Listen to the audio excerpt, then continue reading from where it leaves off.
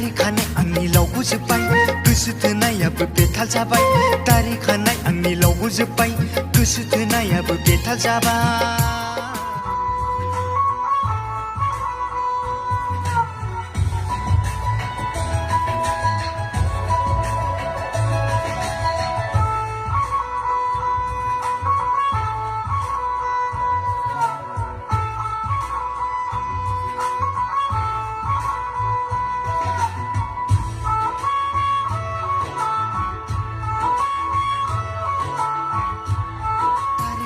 आंनि लावगु जोब्बाय गोसो थोनायाबो बेथाल जाबाय दारि खानाय आंनि लावगु जोब्बाय गोसो थोनायाबो बेथाल जाबाय